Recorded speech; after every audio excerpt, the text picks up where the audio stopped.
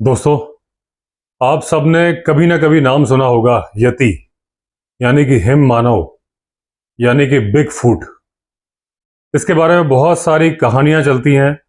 बहुत सारे लोगों ने दावा किया है कि उन्होंने यति को देखा है, और बहुत सारे लोगों का यह मानना है कि यति होता नहीं है, ये सिर्फ काल्पनिक कथाएं हैं। तो आज के वीडियो में हम यति के टॉपिक पर ही डिस्कस करेंगे कि कौन कौन से दावे किए गए जहां पे यति को होना बताया गया, यति के अस्तित्व को बताया गया, और कहां कहां कैसे कैसे उसके पद चिन्ह मिले, उसके पैरों के निशान मिले, और कैसे कैसे कुछ दावे गलत साबित हुए। दोस्तों, जो यति नाम है ये तिब्बत से आया हुआ है, और इसका जो मीनिंग होता है वो ये होता है कि पहाड़ की संरचना, यानी कि चट्टान पर भालू जैसी आकृति, ये दोनों शब्द को मिलके यति शब्द का उद्गम हुआ है। ये तिब्बत और नेपाल साइड चलता है। इसी का दूसरा नाम है बड़ा ही फेमस, और वो है बिग फूट, जो कि वेस्टर्न कंट्रीज में चलता है। अलग अलग कंट्रीज के अकॉर्डिंग अलग अलग और भी नाम दिए गए हैं क्षेत्रों के हिसाब से, और बेसिकली इंडिया में इसे हिम मानव बोला जाता है। यति क्रिप्टोजूलॉजी का एक प्रसिद्ध प्राणी है। अब नेपाली लोगों ने कुछ और नाम भी रखे हुए हैं यति के, जैसे कि वन मंचे, जिसका की अर्थ होता है वन मानुष। वन मानुष यानी वन मतलब जंगल, मानुष मतलब इंसान। एक और नाम उन्होंने दिया है काक चेजुंगा राचिस, यानी कि कंचनजंगा का राक्षस। सन 1832 में एक पर्वतारोही थे B.H. हॉजसन, उन्होंने अनुभव किया था यति को, और ये बात एक मैगजीन जेम्स प्रिंसेप की journal of the Asiatic societies of Bengal, इस मैगजीन में B.H. हॉजसन के अनुभव को पब्लिश किया गया था, जिसमें उन्होंने दावा किया था कि उन्होंने यति को देखा है।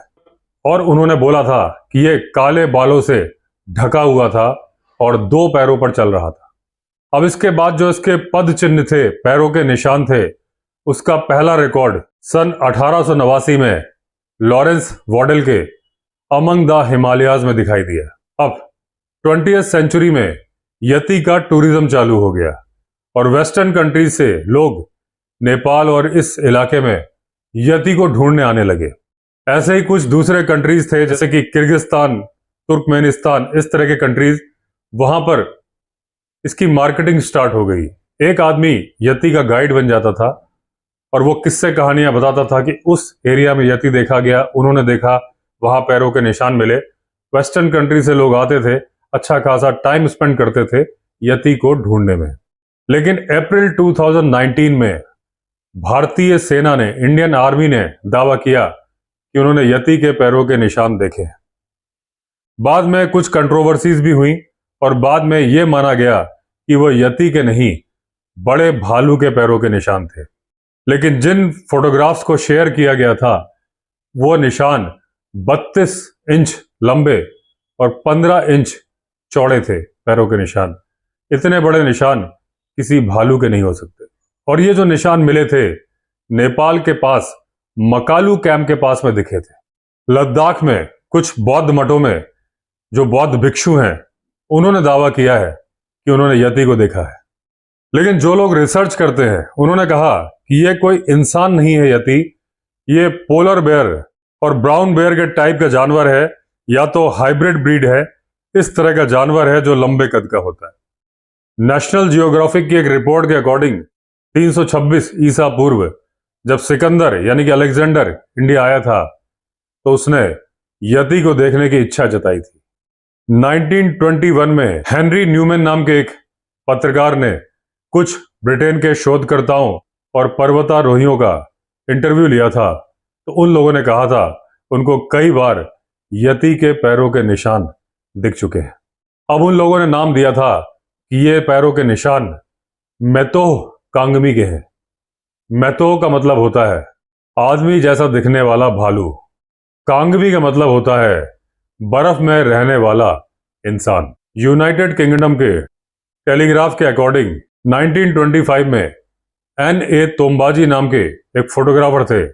उन्होंने बोला कि उन्होंने एक इंसान जैसी आकृति देखी है जो साइज में बहुत बड़ी थी, शायद 10 फीट के आसपास, और 2 पैरों पर सीधा होकर चल रहा था और उसका कलर डार्क दिख रहा था। 1951 में पर्वतारोही एरिक शिप्टन, जो कि ब्रिटिश पर्वतारोही थे, वो एवरेस्ट पे चढ़ाई कर रहे थे और एक सब्स्टिट्यूट रूट निकालने की कोशिश कर रहे थे, और इस दौरान उन्हें बड़े बड़े पैरों के निशान दिखे जिसकी कि उन्होंने फोटो ले ली।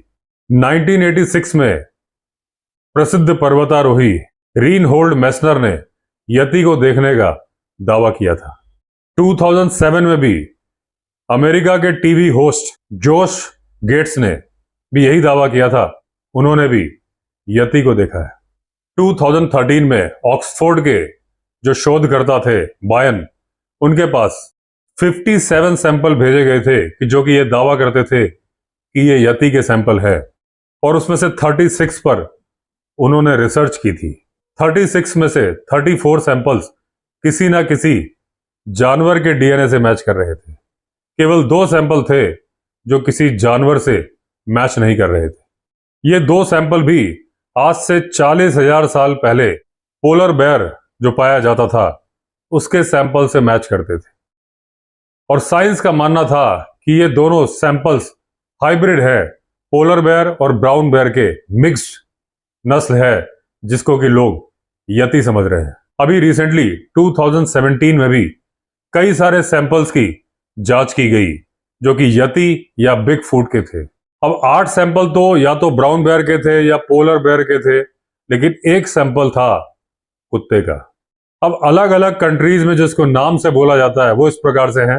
भारत में बोला जाता है हिम मानव, नेपाल और तिब्बत में बोलते हैं यति, अमेरिका में बोलते हैं बिग फूट, ब्राजील में बोलते हैं मपिंगुरे, ऑस्ट्रेलिया में योवई, इंडोनेशिया में साजा रंग, गीगी, इस तरह के नामों से बुलाया जाता है। बताया जाता है कि यति का उल्लेख ऋग्वेद और सामवेद में भी मिलता है। हांगकांग में यह दावा किया गया 1935 में कि एक खोपड़ी पाई गई है जो कि यति की है, और जिस इंसान की यह खोपड़ी है उसका कद करीब करीब 10 फीट का था और वजन था करीब 550 किलो। यह भी दावा किया जाता है कि यति यानी कि बिग फूट ही इस धरती के असली निवासी हैं, और जो इंसान आजकल हैं ये एलियंस हैं, बाहर से कहीं से आए थे। कनाडा में भी दावा किया गया कि एक बहुत बड़ा जीव है जिसकी खोपड़ी मिली है, और ये माइथोलॉजिकल जीव है।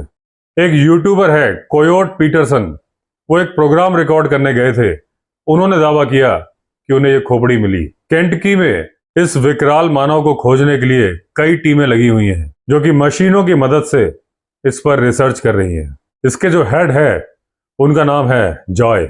जॉय ने दावा किया कि जिस जीव पर वो रिसर्च कर रहे थे या कर रहे हैं उससे बहुत भयानक बदबू आ रही थी। अमेरिका और कनाडा में जो बिग फूट को देखने के दावे हैं वो करीब करीब 4000 बार देखने के दावे हैं अलग अलग लोगों के द्वारा। नॉर्थ वेस्ट अमेरिका के लोग मानते हैं कि बिग फूट जब आता है तो वो आध्यात्मिक संदेश देने के लिए आता है। कुछ लोगों ने बिग फूट को मॉन्स्टर ट्रक का नाम दे दिया। एक मिस्टर हडसन का दावा था कि वो कुछ पैरानॉर्मल एक्टिविटीज की स्टडी करने के लिए टीम को लीड कर रहे थे। द मेडो नाम से एक उन्होंने टॉप सीक्रेट जगह के कोड नेम रखा हुआ था। उन्होंने कहा कि उनकी टीम ने यति को देखा, उन्होंने उसका पीछा भी किया लेकिन वो उसको पकड़ नहीं पाए। अब दोस्तों, जो यति है ये नेपाल के आसपास रहने वाले जो शेरपा लोग हैं उनकी रियल लाइफ का एक हिस्सा है, उनकी जो डेली लाइफ है उसका हिस्सा है। उसमें रोज यति के किस्से कहानियां होते हैं, और यति को देखना वो लोग बुरा मानते हैं। ये मानते हैं कि अगर यति के कुछ चिन्ह देख लेंगे, पैरों के निशान देख लेंगे या यति को देख लेंगे तो कुछ ना कुछ उनके साथ बुरा होगा।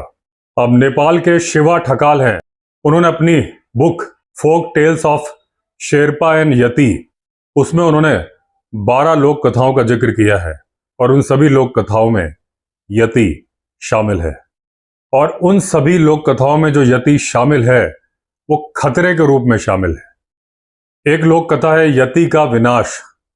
उसमें एक शेरपा यति के ग्रुप से बदला लेता है। इसमें शेरपा लोग प्लानिंग करते हैं पहले शराब पी के झगड़ना शुरू कर देते हैं या झगड़ने का नाटक करते हैं। सामने से यति लोग उनको देख रहे थे तो वो उनकी हर बात में नकल करने की कोशिश करते थे।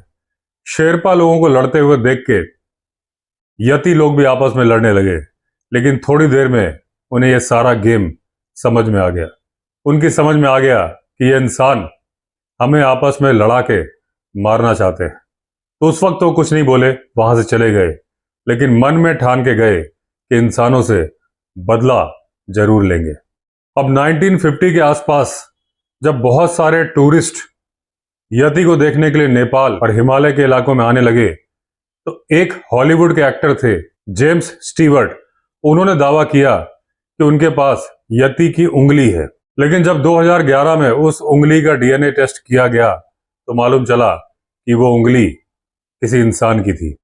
एक मठ से दावा किया गया कि उनके पास यति की खोपड़ी और उंगलियां हैं। उंगलियां इंसान की निकली और जो खोपड़ी थी वो सिराव नाम का एक जानवर होता है, उसकी खोपड़ी निकली।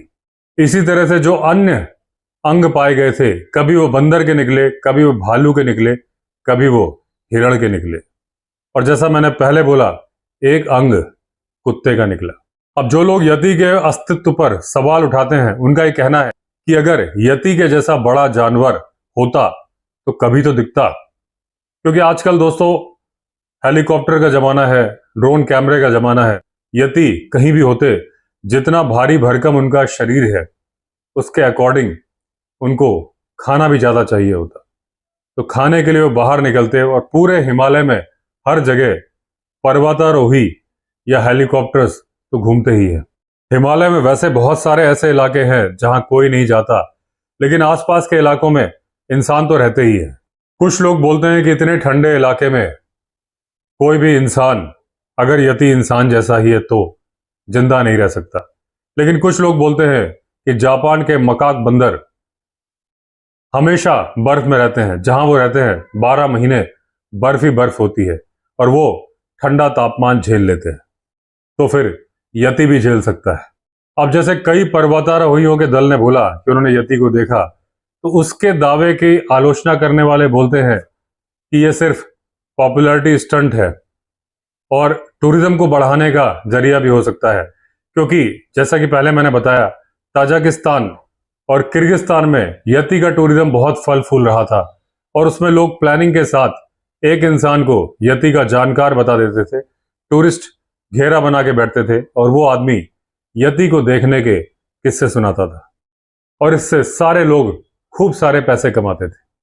तो दोस्तों, यति और हिम मानव के होने के कोई ठोस सबूत नहीं मिले हैं, लेकिन जिस तरह से इंडियन आर्मी ने 2019 में फोटो खींचे थे, रिसेंट अभी की बात है, और 35 इंच लंबे 15 इंच चौड़े निशान थे, तो वो फोटो मैंने भी देखा है, मैं साइड में दिखाता हूं।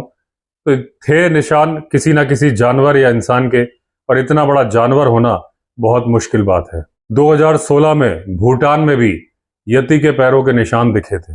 दोस्तों, बहुत सारी हॉलीवुड मूवीज भी बनी है यति या बिग फूट के बारे में। इसका अस्तित्व है या नहीं है पक्का नहीं कहा जा सकता, लेकिन जिस तरीके से पैरों के निशान मिल रहे हैं, इतना बड़ा भालू होता नहीं है। अगर यति नहीं मिला है तो इतना बड़ा भालू भी नहीं मिला है, इतना बड़ा पोलर बेयर भी नहीं मिला है कि जिसके 35 इंच लंबे और 15 इंच चौड़े निशान मिल जाए, और वो निशान भी मिले तो इंडियन आर्मी को 2019 रिसेंटली। तो दोस्तों, हो सकता है कि यति हो सकता है ना भी हो, इस बारे में मैं कोई दावा तो नहीं कर सकता, लेकिन कुछ फैक्ट्स मैंने आपके सामने लाए क्योंकि बहुत सारे सब्सक्राइबर डिमांड कर रहे थे। तो चलिए दोस्तों, फिर मिलेंगे किसी और जानकारी के साथ। अगर आपने चैनल सब्सक्राइब नहीं किया है तो चैनल सब्सक्राइब कर लीजिए। चलिए फिर मिलते हैं, तब तक के लिए all the best. Vande Mataram.